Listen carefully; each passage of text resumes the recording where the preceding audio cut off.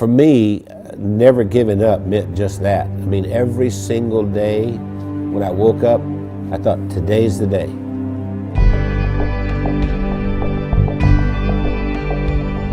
I was the second son in a sharecropper's family, and a sharecropper means that you don't own anything. I mean, you work for someone else who was the landowner.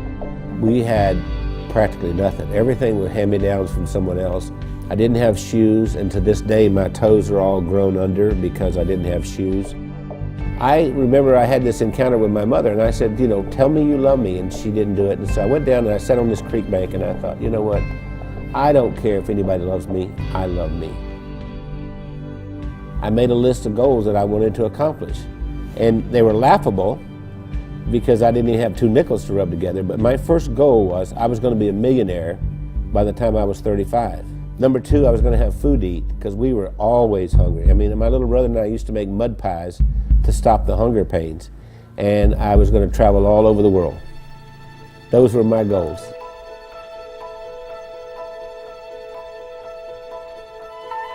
I've learned everything from working with Randy.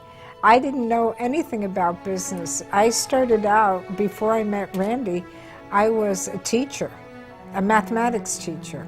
Well, I think we have a very good balance. Randy's really good in sales and telling the story and explaining why people need to have whatever it is that he's selling.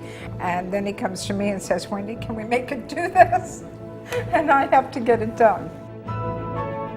We started working together, and we were together all the time doing things, and that we just, you know, couldn't be without each other.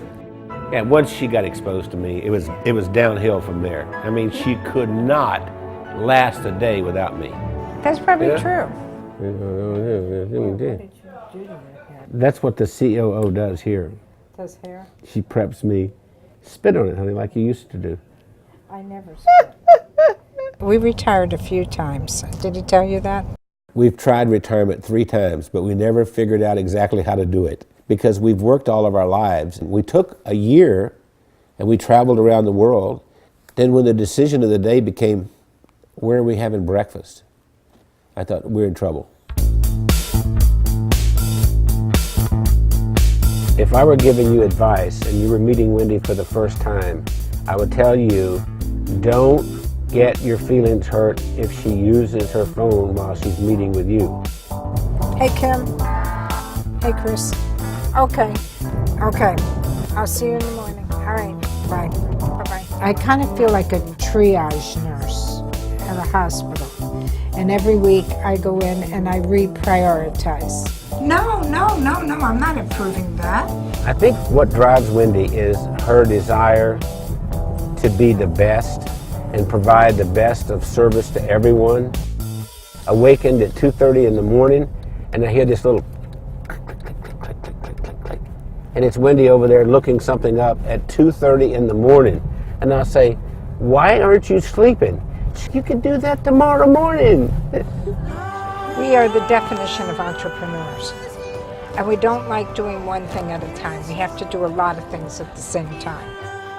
It's not just Randy and Wendy doing all this work. The whole team, every single one of us works round the clock. Hey, gorgeous. Listen, Bernice has been with us for what, 5, 6 years? 6 years. Yes. And we love her to death. And I love you guys. Yeah. Randy leads with his heart. And he's the most incredible person I've ever met. He's gone through so much in his life. And I believe that I'm going to make me cry here. Randy has made the difference in my life. What's important is, what do I contribute this day to make the world a better place? I know that sounds corny, but that's really what it is. My daddy used to say, we leave here with empty pockets. The other thing my dad said is that when you leave, you'll be accountable for 2 things. 1, how did you treat Mother Earth? And 2, how did you treat the people on Earth? I feel that I have found joy and that I've given joy, and I think there's a lot more joy that we can give.